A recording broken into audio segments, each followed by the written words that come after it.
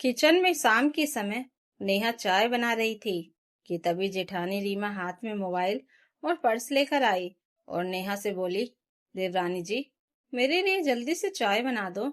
मैं थोड़ी देर में मार्केट जा रही हूँ। और हाँ, रात के खाने में मेरे लिए रोटी की जगह पराठे बना देना और पिंकी को खाना खिला देना, क्योंकि मुझको आने में देर हो जाएगी। ये सुनकर नेहा चौंक गई और बोली, हाँ दीदी, बना दूंगी। वैसे कल भी तो आप मार्केट गई थी, आज फिर कुछ लेना है क्या? तभी रसोई में सासू माँ कमला जी आ गई और तनक कर बोली, देखो तो जेठानी से किस तरह सवाल पूछ रही है। जितना कहा गया है तो उतना कर। 2 महीने हुए नहीं है ससुराल में आई और महारानी जी सवाल उठाने लगी हैं। बड़ी बहू जा रही है तो मेरे ठाकुर जी के भोग के लिए मिश्री खरीद लाना और मेरे लिए एक जोड़ी मोजे भी ले आना, क्योंकि अब पैर ठंडे होने लगे हैं। नेहा ने जल्दी से चाय छानकर रीमा जी को दी और रीमा भी चाय लेकर बाहर चली गई। तभी रसोई में नेहा की ननद काजल आई और बोली, भाभी, लो मुझको चाय दे दो। और नेहा ने कहा, दीदी, क्या आज आप मेरे साथ रात के खाने में मदद करवा दोगी? क्या है ना कि दीदी मार्केट जा रही हैं और मैं भी आज ऑफिस का ऑनलाइन काम करने वाली थी। अगर हम थोड़ा थोड़ा काम बांट ले तो सब आराम से हो जाएगा।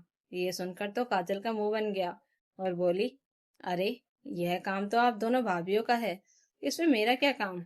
अब तो नेहा ही बुरी तरह फंस गई कि आखिर क्या करे। जैसे ही वो बाहर गई तो उसने सुना कि काजल ने रीमा से कहा, भाभी, मैं अभी आपके साथ मार्केट चल रही हूँ। क्या है ना, अब ठंड आ रही है तो थोड़ी सी शॉपिंग करनी है। बेचारी नेहा यह देखकर कुछ बोल ही नहीं पाई। नेहा को खड़ा देखकर रीमा ने कहा, नेहा, सब अच्छे से कर लेना, हम जा रहे हैं। तभी नेहा ने जल्दी से कहा, दीदी, आज तो मुझे भी ऑफिस का काम है, फिर एक साथ इतना काम कैसे होगा?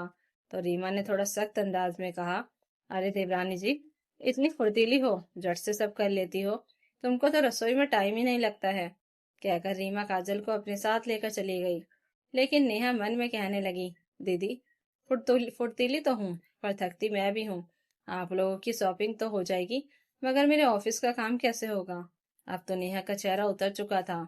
उसे समझ में नहीं आ रहा था कि खाना भी बनाना है और उनके बच्चों को भी संभालना है और साथ में ऑफिस का काम भी है। तो अब कैसे करेगी?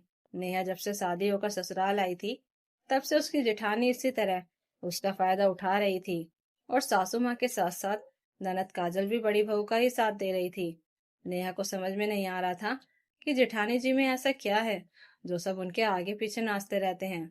सारा काम मेरी अकेले के कंधों पर डाल दिया गया है, जबकि मेरी भी जॉब है और घर से ही लैपटॉप पर काम करती हूँ।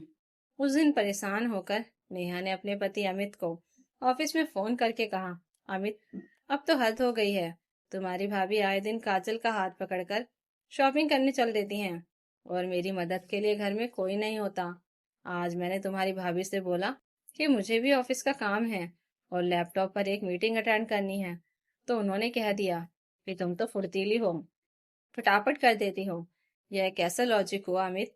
ऊपर से कह कर गई है कि पिंकी को खाना भी खिलाना है। जब मैं भाभी से बोली कि आप तो कल भी शॉपिंग करने गई थी, तो मम्मी जी ने मुझे ही डांट दिया कि मैं जेठानी जी से सवाल क्यों कर रही हूँ। क्या यह सब जायज है और मेरे साथ सही हो रहा है? यह सुनकर तो अमित का मुंह भी एक पल के लिए बंद हो गया। फिर उसने कुछ सोचकर कहा कि चलो, मैं जल्दी ऑफिस से आ जाऊंगा, तुम चिंता मत करो। तुम्हारी मदद काम में मैं करवा दूंगा, पिंकी को खाना भी खिला दूंगा और तुम खाना मत बनाना, क्योंकि खाना मैं बाहर से पैक करवा कर लेता आऊंगा। अमित से बात करने के बाद नेहा को कुछ राहत मिली और वो अपने कमरे में जाकर अपना लैपटॉप लेकर अपना काम करने लगी। दरअसल नेहा एक जॉब कंसल्टेंट कंपनी में काम करती थी और फिलहाल घर रहकर ही ऑनलाइन काम कर रही थी। वो अपने काम में लगी थी और पिंकी अपनी दादी के साथ उनके कमरे में थी। अमित को आने में थोड़ी सी देर हो गई और उससे पहले ही रीमा और काजल शॉपिंग करके वापस आ गई। सबसे पहले रीमा रसोई में गई और जब देखा कि खाना नहीं बना है, तो वह गुस्से में सासू माँ के पास गई और बोली, मम्मी जी, आपकी छोटी बहू ने मेरे जाने के बाद आखिर क्या काम किया है? 7 बजने वाले हैं और अभी तक खाना भी नहीं बना है। पिंकी के खाने का टाइम हो गया है और आपकी महारानी पता नहीं कहाँ है। काजल ने कहा, भाभी, चलिए उनके कमरे में देखते हैं। दोनों गुस्से में नेहा के कमरे में गए तो देखा नेहा कान में हेडफोन लगाकर मीटिंग कर रही थी। उसे देखते ही रीमा जोर से चिल्लाई, तुम यहाँ बैठकर हेडफोन लगाकर बातें कर रही हो? तुम्हें कुछ ख्याल है कि नहीं? ये 7 बज रहे हैं, अभी तक खाना नहीं बना है। और पिंकी क्या खाएगी? नेहा बार बार इशारा कर रही थी कि उसकी मीटिंग चल रही है, मगर रीमा चुप नहीं हुई। नेहा ने म्यूट करके बाहर आकर कहा, भाभी, मैं आपसे बाद में बात करूं, अभी मीटिंग चल रही है। और हाँ, खाना अमित बाहर से ला रहा है। यह सुनकर काजल ने ताना मारा और बात बढ़ गई। बाद में अमित खाना लेकर आया और घर में बड़ा विवाद हो गया। लेकिन आखिरकार नेहा ने हिम्मत करके साहब के सामने साफ कह दिया कि घर का काम सबको मिलकर करना होगा, वरना वह अलग रहने चली जाएगी। उसके इस फैसले से सब चौंक गए और अंत में मजबूरी में सबको काम बांटना पड़ा। और धीरे धीरे घर में सब कुछ ठीक हो गया और अभी सब मिल बांट कर काम करने लगे। अगर तेरी मीटिंग थी तो काम पहले खत्म कर लेना चाहिए था, आखिर घर का काम ही कितना होता है। यह सुनकर नेहा की आंखें फटी की फटी रह गई और उसने धीरे से कहा, मम्मी जी, किसने कहा कि घर का काम थोड़ा सा होता है? अगर थोड़ा सा होता तो फिर जेठानी और ननद का काम का बहाना करके बाहर क्यों चले जाते हैं? यह सुनकर रीमा जोर से चिल्लाई, अरे, अभी तूने जिम्मेदारी उठाई ही कितनी है जो इतनी बातें बना रही हो? नेहा बोली, जेठानी जी, मैं जब से आई हूँ किसी ने मुझे गर्म खाना तक नहीं खाने दिया। सब पहले खाकर उठ जाते हैं और मैं बर्तन धोने के बाद ही खा पाती हूँ। रीमा ने कहा, हम भी ऐसे ही करते थे, इसमें नई बात क्या है? नेहा ने तुरंत कहा, तो अब क्या हो गया? मुझे छोटी बहन कहकर अपना काम भी मुझ पर डाल दिया और बच्चा भी मेरे हवाले कर दिया। इतने में फोन की घंटी बजते ही नेहा अपने कमरे में चली गई। कमला जी ने अमित से कहा, तो चुप क्यों है? पूरा बीवी का गुलाम हो गया है। और काजल व रीमा ने भी ताना मार दिया। अमित कुछ न कह पाया और कमरे में चला गया। जहां नेहा मीटिंग कर रही थी तभी बड़े भैया आए और बाहर का खाना देखकर नाराज हो गए कि घर में खाना नहीं बना। नेहा कुछ बोलती उससे पहले अमित ने उसे शांत कर दिया। रीमा ने भी अपने पति को भड़काते हुए कहा कि अब घर में नई बहू की ही चलेगी। कमला जी खुद रोटी बनाने चली गईं। नेहा जब मदद करने गई तो उन्होंने उसे डांट दिया कि अब अच्छा बनने की जरूरत नहीं है। बाहर सब खाना खा रहे थे और नेहा चुप खड़ी सब सह रही थी। रीमा अपने पति से कह रही थी कि यह सब देवर जी के कारण हो रहा है। उनकी बीवी नौकरी का बहाना बनाकर काम नहीं कर रही। बड़े भैया ने भी अमित को समझाया कि घर में बहू का काम घर संभालना होता है, नौकरी करनी है तो अलग रहो। यह सुनकर नेहा अंदर से हैरान रह गई कि छोटी सी बात को इतना बड़ा मुद्दा बना दिया गया, जबकि रीमा के काम न करने पर कोई कुछ नहीं कह रहा। तभी नेहा ने हिम्मत जुटाकर सबके सामने कहा कि अगर बहू का काम घर संभालना है तो बड़ी बहू भी तो बहू है, फिर वह क्यों नहीं करती?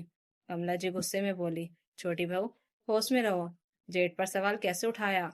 नेहा ने शांत होकर कहा कि घर में सब बराबर हैं, इसलिए काम भी बराबर बंटना चाहिए। काजल ने ताना मारा कि तुम काम से बचना चाहती हो, मगर नेहा ने साफ कहा कि वह सबका काम कर रही है, मगर कोई उसका काम नहीं करता। उसने फैसला सुनाया कि अब से रीमा सुबह का नाश्ता बनाएगी, काजल दोपहर का खाना और वह रात का खाना, क्योंकि अब उसे ऑफिस भी जाना है। यह सुनकर सब हैरान रह गए। बड़े भैया ने गुस्से में कमला जी से कहा कि आपने कैसी बहू चुनी है, यह तो घर तोड़ देगी। अमित भी चुप नहीं रहा और पहली बार अपने भाई की बात का विरोध कर दिया। उधर रीमा ताने मारती रही कि अब तो बीवी के आगे ही झुकोगे। रात को नेहा ने अमित से कहा कि अगर ऐसा ही चलता रहा तो घर टूट जाएगा, वह नौकरी के साथ इतना काम नहीं कर सकती। अगले दिन जब नेहा देर से उठी तो कमला जी फिर डांटने आ गई, मगर इस बार नेहा ने साफ कह दिया कि वह अब सबका काम अकेले नहीं करेगी। उसने यहाँ तक कह दिया कि जरूरत पड़ी तो वह अलग रहने चली जाएगी। यह सुनकर सब सन रह गए, खासकर रीमा, क्योंकि उसे समझ आ गया कि अब सारा काम उसी पर आ जाएगा। आखिरकार मजबूरी में उसने मान लिया कि काम बांटा जाएगा। अमित चुपचाप यह सब देखता रहा और नेहा की हिम्मत पर मुस्कुराया। बाद में नेहा ने उससे कहा कि अच्छा हुआ तुमने कुछ नहीं कहा, वरना रिश्ते बिगड़ जाते। और धीरे धीरे घर के काम बंट गया और सब मिलकर रहने लगे। तो दोस्तों, अगर आपको ये कहानी अच्छी लगी हो तो कमेंट करके ज़रूर बताइएगा और नई कहानियों के लिए चैनल को सब्सक्राइब जरूर कर लीजिएगा। Thank you for watching.